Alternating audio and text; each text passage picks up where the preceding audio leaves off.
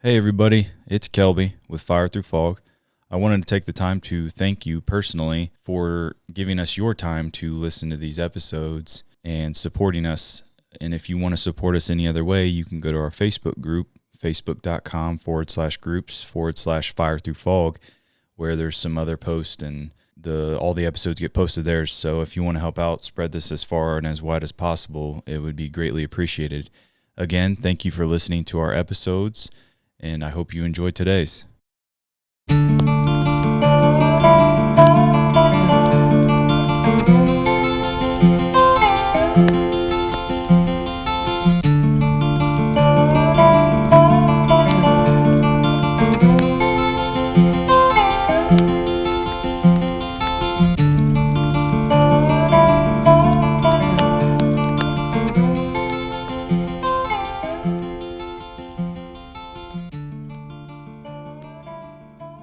All right, good afternoon, everybody. It's Kelby. I'm here with Uke as Drew, and we have a celebrity in the house, what you would call a Mercer County celebrity. Everybody knows who she is.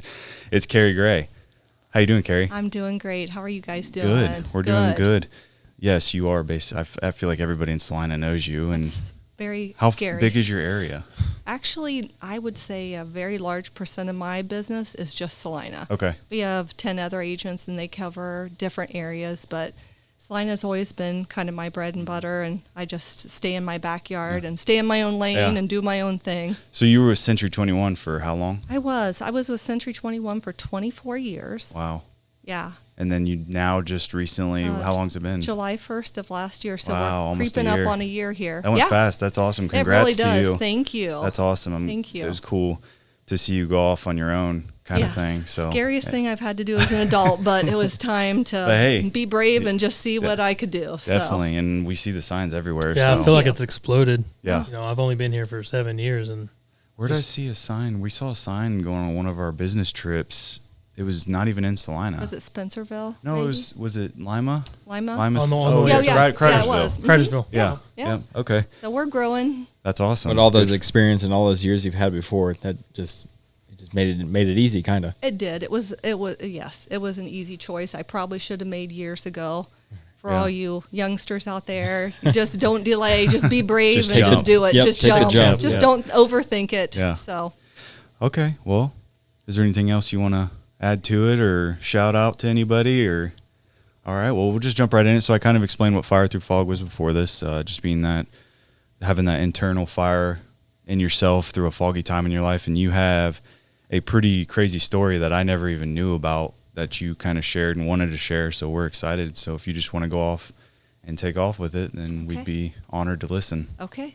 So on October 12th, 1996, my mother, father, and my brother and my sister-in-law all went off to a charity event in Cincinnati for the Med Foundation at the hospital. My mom was on the board of that. So my brother, who's older, he had been working really hard, and my mom thought that it would be a nice getaway from him. He has 3 children. His oldest is autistic, and then 2 other children. She thought that would be a good getaway for the day.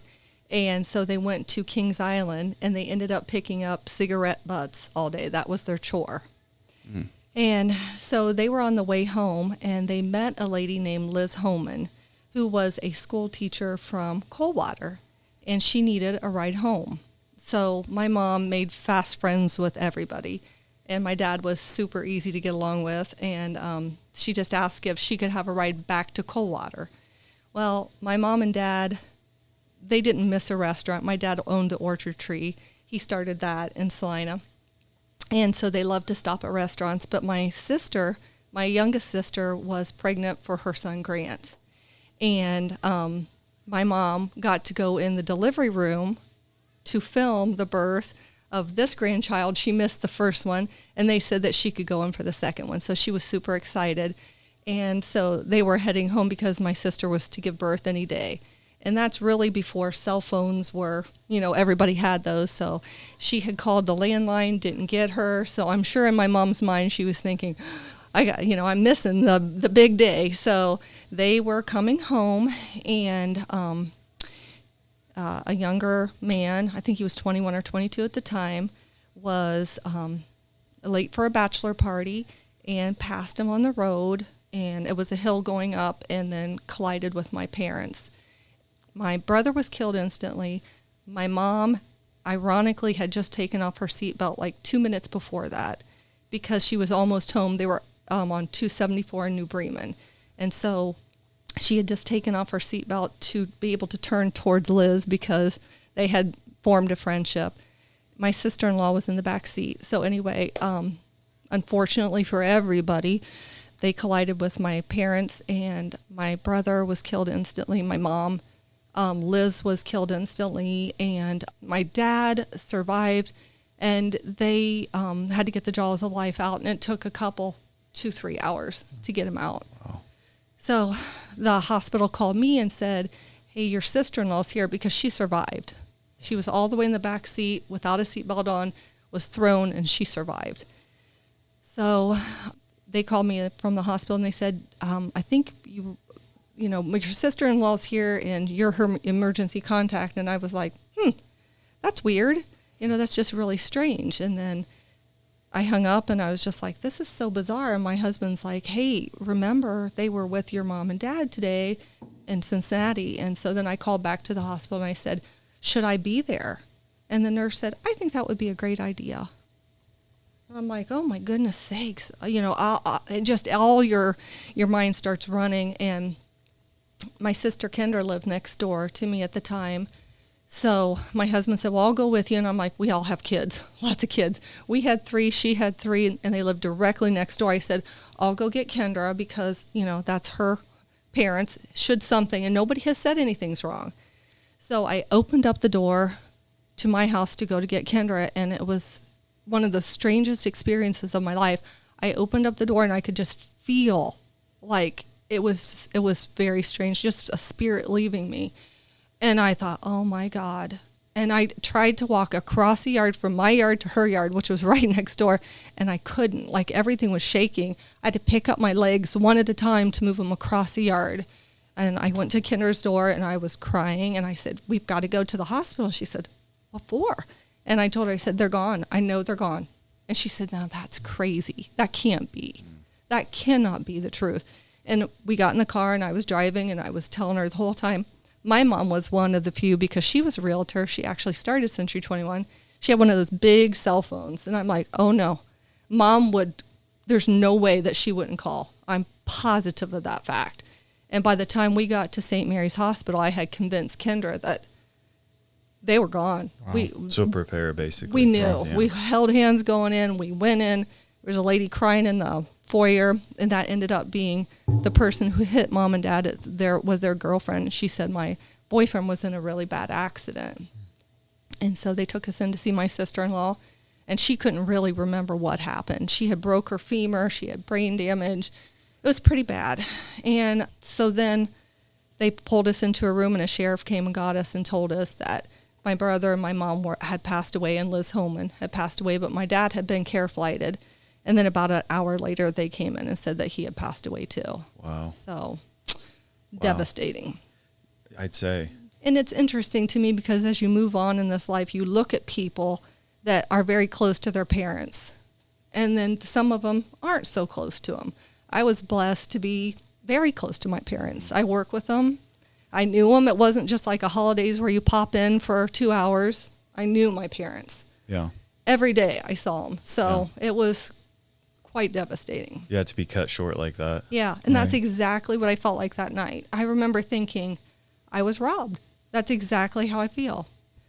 Well, that's a very deep and powerful story. I can't even imagine with any of these stories that we hear. It's just takes the breath out of myself too to just hear that, and it really. I don't like to use these positive words in a story like this, but it's awesome to see you and the resilience that you tell that story in, and it's crazy, and that's exactly what it is, the epitome of being that fire. Like you've already showed us that you made it through this. But do any of you have anything to add right now? No, I'm trying to gather my thoughts around that. Yeah, it's something to try to comprehend. I mean, obviously you wouldn't wish that on anybody, to try to imagine that. You know, that's powerful.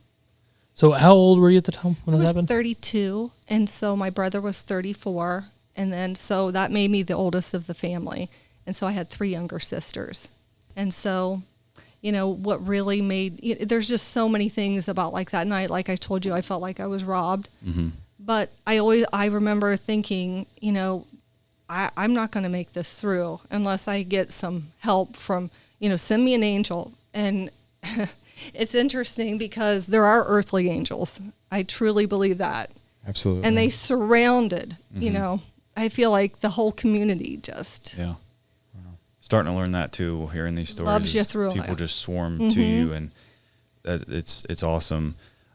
So you had your next youngest sister with you, Kendra? Kendra. Okay, and then you said you have 2. I have two other ones. Kim was an Angle Indian at the time, so she made her trek home from that. And my baby sister, Kate, was pregnant, and she was pregnant. She was due. So she had to endure the funeral with this. I couldn't imagine. It was just, it was a dark time. Because you said she was in labor. No, coming into I think my mom thought, since she couldn't get a hold of her, that she was in labor. I couldn't imagine having a kid and knowing your mom was just not there. That's just. It was, like I said, it was a dark time. Yeah. Yeah. And there's no amount of money, anything that would make me go back to that time. Yeah. But does it make you strong? Oh, you better bet.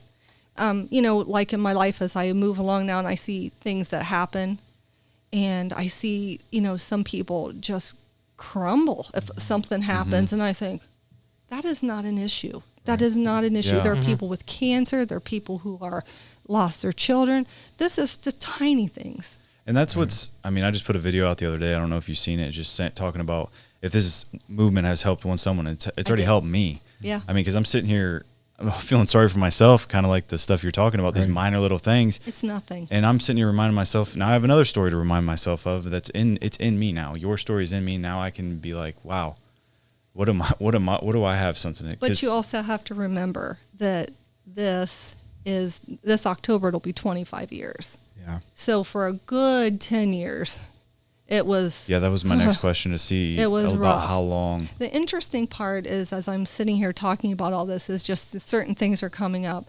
And at first, when the accident happened, of course, the person who hit my parents, Couldn't it was imagine. excruciating, But as I moved on in life, I realized that your feelings towards them. Yeah, it was not.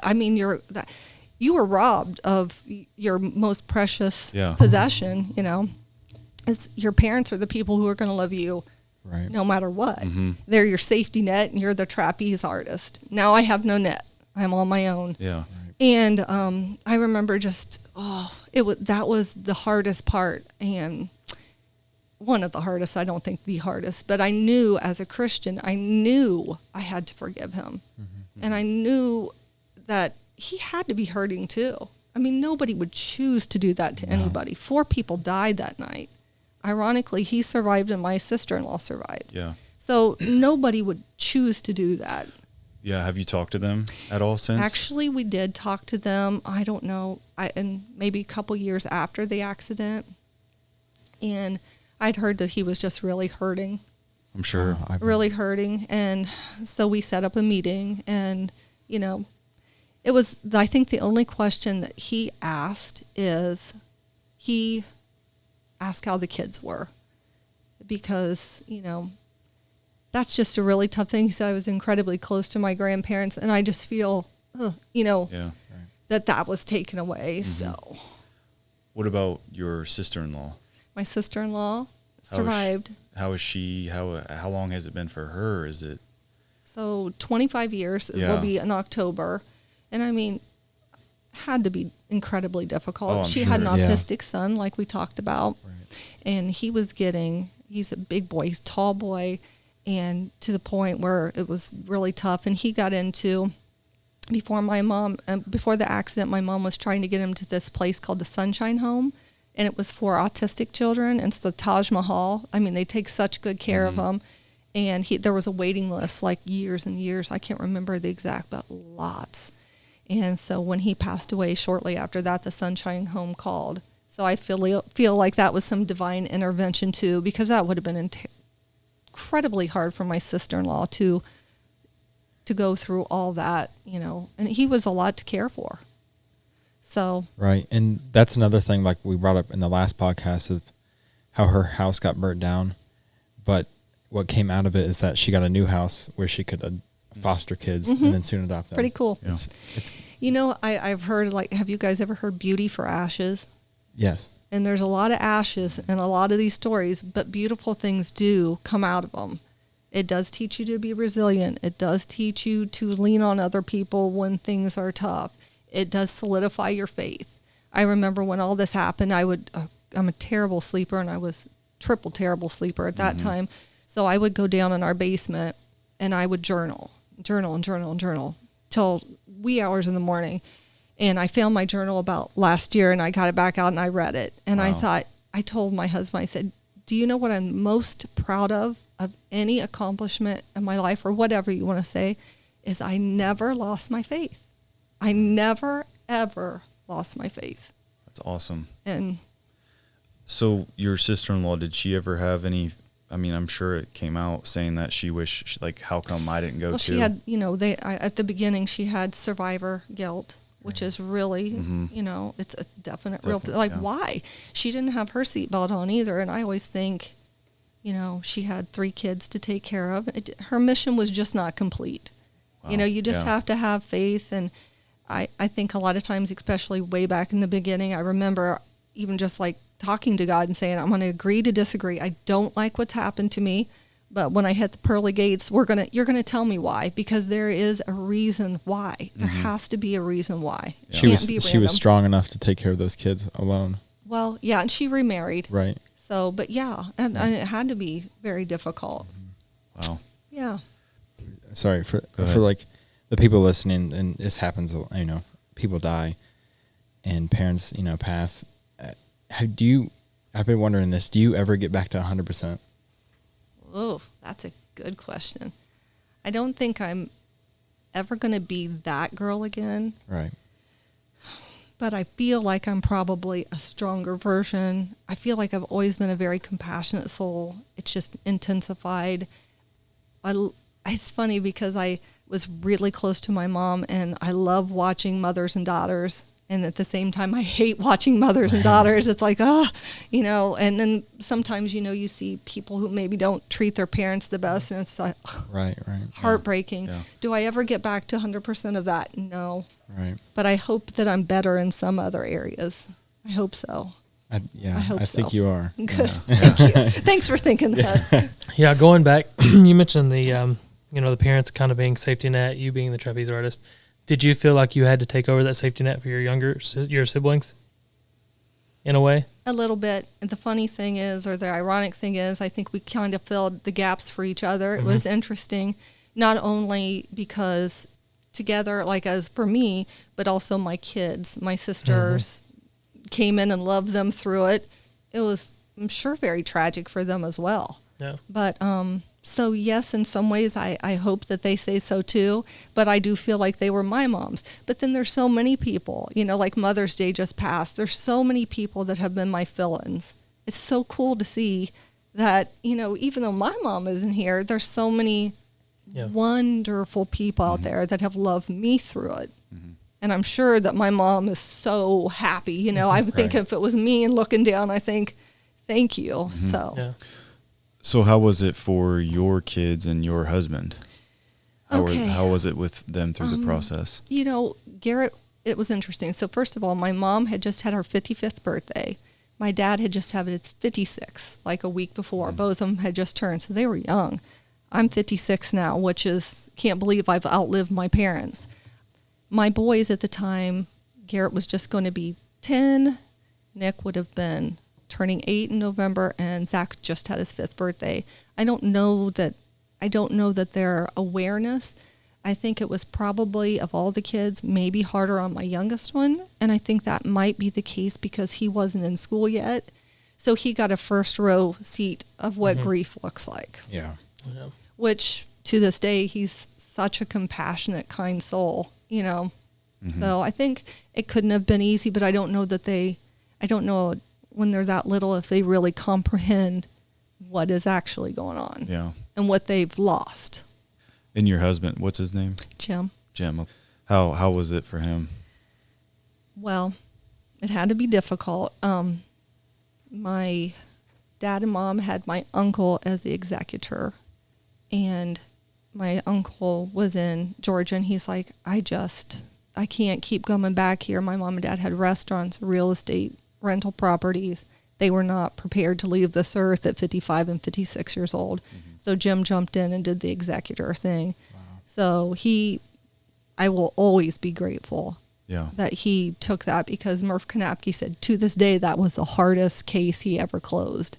Right. And they were working and working and working to close everything up. So, but he was absolutely lovely. I mean, there's so many nights that you just couldn't help it. I'm just going to be honest. Mm-hmm. I cried myself to sleep. Right, it was tough. I would just drown in my tears. And he said, I wish I could do something to help you. You can't bring him back. Yeah. You just have to love him through it. So did he ever, like, cause he took it over everything. Mm-hmm. Did he ever have any like thoughts of like, wow, like I don't deserve this. Why me? Like, I can't do this, or like. I'm sure he had to, but he never told me. Right. I don't think he could. I'm sure he was thinking, oh my gosh, what did I jump into? Right. But he did it beautifully without any expectation. He was, and I will love him forever for that, for taking care of me and my sisters. Admirable. Yes, he's definitely a good guy. Makes you grow. He's a good guy, no question. Awesome. So I have this question that I don't think I even really care to ask anymore, is do you think others can handle a situation like this? And over the last couple episodes, it's 10 years before this or 5 years before this event happened. Could you have handled it? And you'd probably be like, no, absolutely not. So that question to me is now, it's like everyone's probably going to answer that question now. Everyone will go through rain. Yeah. Everybody's going to go through. You look to your right, you look to your left. I promise you, we will all get some rain. Could I have dreamt I could handle it? I couldn't even dream that I could handle this. No. And sometimes for many years, I didn't think I could. I mean, it's brutal. Yeah. But there's, the expectation is everybody loses their parents at some point. It's just that, I was just thinking the other day, my dad's mother was 101 when she passed away. Wow. My uncle would have been around 82 or 83. That is 50 years later than I had my parents. So, it's easy to do the woe is me thing, but there's plenty of things that are harsh. Oh, for sure. But I feel like it's like almost a muscle, and that's a weight. If you don't work it, you don't get that to really polish your personality. Soul, I'm not sure what the word is, but you don't get to, and I'm sure that there's a reason that I had to go through it. Like I said, I'll ask the question when I get there. I mean, I know, and I'm at peace with that, the fact that it doesn't look good right now. I don't understand it. It certainly would have been easier to have my parents here, but there's a reason. I like that. Oh, it's like lifting weights. You have to, and you're forced to, kind of. I had no choice. Right. You grow up real mighty fast. Yeah. And the people that make the choice not to, they're the ones that drown. And if they don't reach out for help or anything like that, or look at it in a way that you may have, I mean, they're going to drown. And it could be over. And that's what leads to suicide and all these things. And it's just reaching out for help. And right. And we never know what somebody's going through. Exactly. We don't know their story. Exactly. We have to be mindful of that. And, we did go to therapy at first. My sisters and I all attended the same. But honest to goodness, it was just as therapeutic to talk to my sisters, to talk to my best friend who'd stop over every day to check on me. So you just got to keep talking. You've got to keep talking. And that's another one of the why I'm excited for this, is because it gives people that chance to talk about it. I mean, we just had someone a couple of weeks ago that just lost her dad to COVID. And she she lost him during the holidays, and she came on and talked about it. God bless strong her. as can be. God bless her. It was a really good conversation, and it was cool. You can make it. Is it going to be hard? Is it going to hurt like heck? Yeah. Yeah. But You just have to keep getting back up every day. And I think I had 3 small boys, so I really had no choice. And You had to do it. I'm so thankful Yeah. that, because otherwise would have been easier to just say, Psh, I'm not doing this. But I had to get up. So they're my reason that you have to show up. So you may have already answered this, but what was the absolute hardest thing? I know there was probably a lot. It's interesting because I think it was horrific in the beginning. Then after the funeral and after everybody goes away, the reality that they're truly gone. Mm-hmm. That is sobering. Yeah. That is just that they're going to miss birthdays and graduations and weddings. Yeah. And I still do it. You know, every wedding is like, tug on it. Yeah. You know, they should be here. But Yeah. And we can all say they're there. But those are one of those sayings that I think I understand what Shelby was saying there. It's like, I'm sick of hearing those. Like, they're not. they aren't there. Yeah. You don't get a look in their eyes. You don't get to No. see their seal of approval. Yeah. You know, so, but Right. it is what it is. You know, you get to the point where you can cry, you can, it just doesn't, they're not going to come back. So you have to stand strong. You have to get through it for not just yourself, but everybody who loves you. Has this led to any regrets for you? Because I know people have that after. It's like, did I tell them I love them enough? Did I hug them enough? Did I just see them enough? Call them enough? I did all those things. Everything you just said, I questioned myself. But when we were going through the house, my mom and dad had kept every card. And every card that I wrote, I'm like, yes, they knew. Yeah. But I don't think as a parent now, you know, and a grandparent, you just can't understand the amount of love that they give you. Yeah. You know, and fully appreciate. I mean, I've had so many aha moments like, oh my gosh, my parents. So, you know, we had lots of kids at the house and we have videos and it's crazy. I mean, and they were just completely calm and happy and, you know, and I think, golly, they're good people. I was raised by good people. Right. That's awesome. Really good people. Yeah, that obviously shows. Oh, thank you. Yeah, for sure. Thank you. Now, was it something that you guys had to, I'm just learning stuff as we go through these episodes. Was it something you guys learned to keep on the hut, like keep it hush hush, like their names, their stories, everything after they did pass? Or was it something you guys would constantly celebrate and tell the stories and laugh? And oh gosh, it was both. It was a mix. I mean, I remember, you know, you can sit around even around the funeral time and you could do a story and you could laugh, but you could also cry in a minute from then. But do we talk about my parents still? We still talk about my parents. That's good. Absolutely. That's good. And I love, and just to everybody out there, the stories that people tell you about your parents that you didn't know are just like little treasures. So don't not talk about them. If people think that when you lose somebody, you don't think about them, that is absolutely not the truth. I mean, it's every day I think about them. Yeah, that's cool. Yeah. So what's been the most rewarding thing? Just that I've kept my faith. And Good. I've never wavered. Good. And I've kept strong. And I know that there's a reason. And I believe God is the driver and I'm the passenger. Yeah. And I just have to let him do his job. Do you think if there wasn't that person, I don't want to say did this because obviously it was a major accident. Do you think if that person was out of the picture and there was no other cause that this, would you have felt different? Very much with so. faith-wise? Oh, faith-wise? I thought you were going to say like if their body failed them. Like if they had cancer or something like that. If it was just a natural cause. Well, I think it's totally different. Yeah. Because, and I've played that scenario. There is not a scenario I haven't played in my head. I am a processor. And yeah, if your body fails you, that's one thing. Yeah. But when it's a complete accident and a 56, a 55, and a 34-year-old leave the earth just like that, it's a bitter pill to swallow. Yeah. I think I was really asking because you said you had a lot of, I think, resentment towards that person at first that took their lives. I'm embarrassed to say it, but yeah, I did. Which, I mean, it's the truth. So if they weren't, and maybe let's say something other, like it was the same. Like if it was an a accident. deer. Exactly. Would it be different? Would it feel like your faith with God and everything, would that have faded, you think, at all? No. I don't think that would have had anything to do with it. That's good to hear. Yeah, it was just, that was a piece to get over. Yeah. But I think there's another lesson in the story. I have 3 boys, 3 sons, all grown now. But when they got to about the age that he was, you know, you start thinking like if Garrett had done this, what effect would it have on Nick and Zach? it's not just one person it happens to. And then what about his parents? Yeah. And you just grow to be compassionate. Yeah. It sounds like a domino effect that happens after it. I mean, if that would have never happened, you wouldn't be thinking, hey, what if my son goes through this thing? Like, it's stuff that people look past is the crazy thing. Until you get there, and then you have so many aha moments like, oh my goodness. And I think that's how hard it would have been for them as parents to do that. Oh, yeah. You know, for their son.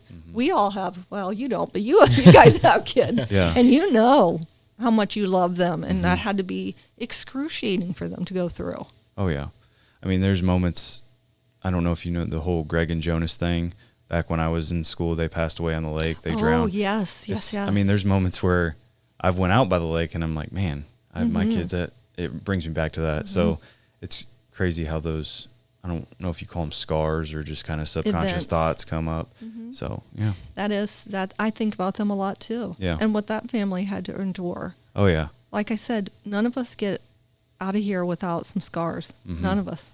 You just have to be prepared. Take a deep breath. Absolutely. You get the bad and you get the good, and you have to, you grow through both of them. And those scars tell stories. Oh, yeah. Big stories, and they keep building. Agreed. Yeah.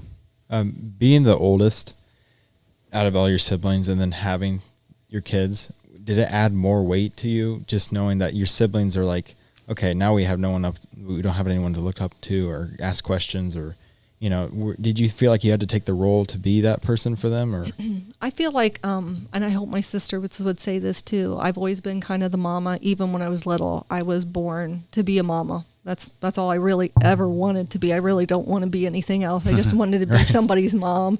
And so I even when they were little, my mom was a business lady, and she would go out and show houses, and I would be in charge at a young age. But honestly, as we grew up into adults, I truly feel like we all mothered each other. Right. I really do. I mean, I really feel we mothered each other through it. We loved each other through it. And thank God you had them. Oh, I can't imagine. Yeah. Because nobody really knows your story but your siblings. Exactly. The quirky little funny things that happen, the sad things, it's all a combination of who you are, and those are the only people that really know it. So, yes, they are blessings. Yeah. Besides not losing your faith, what is anything else that you learned about yourself through this process? I guess I don't. The first thing that comes to my mind, I am resilient. I'm a lot tougher than I thought I was. Oh, yeah. And so I think those are the things that come to mind that you gain from that. Because my mom and dad were I always think about this, they were such strong flyers. I would never probably have been able to even test my wings because they were always present. And so by them leaving, which I hate to this day, but I don't know that I would be as strong as person as I am. That's crazy to say. It is crazy to say. Crazy. It's so weird until you have to stand on your own to really know. And I know your parents are, oh my goodness, wonderful people. Very much so. Appreciate And that. no, it's the truth. And I think it would be a huge hole for you guys, a huge void Oh, definitely. to have to Hearing these stories definitely makes you go hug your parents. definitely think, Yeah. give them a call. Give them a call. They're good people. Yeah. And it's crazy. It takes a tragedy just like that to figure out how strong you actually are. Yeah. It's And who wild. knows what's ahead. Right, exactly. And that's the whole thing.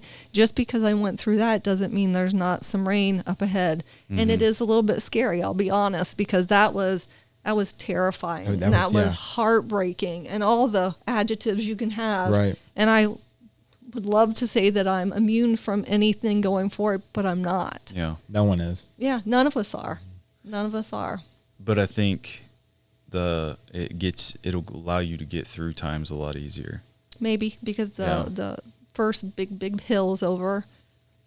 Maybe, hopefully. Yeah. Hopefully, yeah. I'm at a loss for words, to be honest I with you, don't- with I it, don't because think- it's just something crazy that, like, I can't even try to even fathom and explain how I would get through, because it's just like you can't until you do. You can't compare, until you do. yeah. Yep, and hopefully you won't Yeah, for hopefully many, no one many ever has years, to. down the line. But things do happen.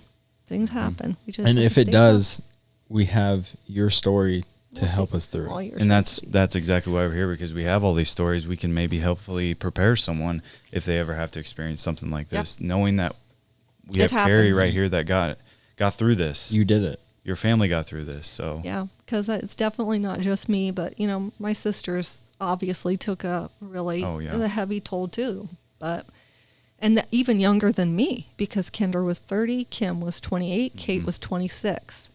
So that would have been incredibly difficult, but we're still standing.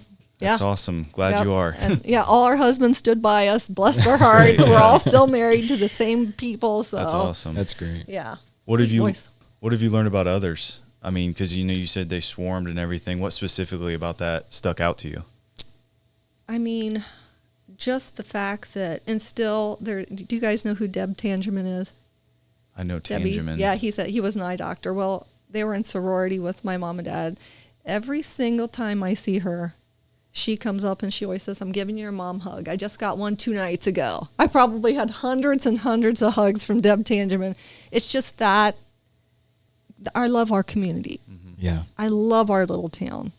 And I just feel, like they embraced us. And no matter where we went, they loved us through or had a nice story to tell or a hug or, something like that. Yeah, that is one thing I missed. Being down small in Charlotte. town. Yeah, Yes. small town USA is the way to go. Yep. Yeah. No matter where you go, somebody. Exactly. And so sometimes that could be bad. It can be. Most of the time I find it very enjoyable, but Which, I mean, like I said, everybody knows who Karri Gray is. I feel know. like. I don't know. I don't know about that. Well, your signs are everywhere, so. I'm trying. I'm trying. I got to tell you, I'm trying. So. Well, awesome. And I guess that's interesting too that you just say that, because every day I wake up, I just want to make my parents proud. I want them to be able to look down and say, "That's my girl right there." And awesome. They definitely are. Oh, thank you. Shoulders back, head up, and head down the road. Yeah. You got anything? The story's awesome, and I know that it's one of those rough things that, again, nobody ever wishes on anybody or ever wants to go through. But to see you overcoming something like that, and to see what you do now, what you're pushing through, what you're succeeding in, it's amazing. Thank you. And I truly think that you shouldn't worry anything about making them proud, because I know they are. Oh, that's sweet. Definitely Thank you. 100%. So yeah, obviously just keep pushing through. Keep on keeping on. That's absolutely. right. We can do it. So I ask, what advice or lesson can you give someone? But I'll combine this together with the last question I have. So being a fire and having your internal fire, what does that consist to you? So what kind of lessons or resources or anything can you provide that got you through a time like this, or times that you've been through recently or anything like that? And we broke fire down as F is fitness and health, like taking care of your body, intelligence, taking care of your mind, resilience, which you have plenty of it. And everybody who's gotten through all these stories obviously have made it through it, so they obviously have resilience to get through it. Yep. And E is efficiency, so just being consistent and disciplined. I will say, and I don't know exactly if this is what you mean, but I will end with one piece of, how, like, I remember being in the funeral line and just hoping and praying somebody would say something that would make sense. Dr. Mosser, I don't know if you know him, but his mother, Mary, was the pastor's wife at our church, and she came knocking on my door, and she said, "Karri, do you remember what a quilt looks like? Have you boys ever seen a quilt being done? It's upside down. It's messy. All you see is threads and no collar, and it just seems really weird, like what's going on?" And she said, "I think that's this situation." But she said, "You remember when those ladies flipped it and the tapestry was beautiful? That's your story." Wow. She said, "You just have to hang on for the flip." So I'm not sure if that's exactly what you mean, but that is a nugget that great. I have held on to that for years, and she probably has no idea what that little statement did to me, to help me through, because I think of it all the time. That's when I think my mind flipped, like, I'm going to agree to disagree. I'll ask him when I get there. But for now, I just have to trust that he is making the tapestry of my life. So it just it's a mess. Resilience. It looks messy. It doesn't look put together completely. So you're talking during this scenario. this the terrible accident. Yeah. It's just it looks messy and everything, and just wait for the flip, and then Wait it for the leads flip. to kind of what you were talking about, beauty in all ashes. Yeah, beauty for ashes. The You ash just you got have the- to yeah. hang in there for the beauty. Yeah. But it's interesting, even in the ashes, there's threads of beauty. Mm-hmm. And I guess the beauty comes from other people and the love that they, from the neighbor who brought you sandwiches to, a card or just a hug. And Yeah, there's lots of wonderful things, lots of wonderful people in our community. that's awesome. So wait for the flip. Wait for I the like flip. that. Wait for and the flip. beauty, and the beauty that came out of it is you're strong. You started your own thing, and your kids are inspired. I believe. I hope thy boys are inspired. Yeah. I hope they are. I would be very happy if that was the case. Yeah. Yeah. Do you have anything else you want to add? I think we are good. That's my story. That was It's a- that was powerful. Powerful, Thank powerful you. story. And Thank we you. appreciate your time and coming on here and Absolutely. sharing that with us. And like I said, the resilience is there. I can see it. It's strong. So And there's lots of other strong people out there that have been even through worse. And God bless them. mhm. Right. So everybody be a little tender and kind to each other because we're Yeah, all we have need a that. battle. Yeah. That's right. Everybody has their own story for we sure. sure I keep do. telling that. That's so, right. And it is the truth. I'm not Yeah. unique in the fact that bad things happen to Mhm. people. Yeah, definitely. Well, I appreciate it, Thank Karri. you. Thank you for letting me tell my story. Of course. You guys have a wonderful day. See ya.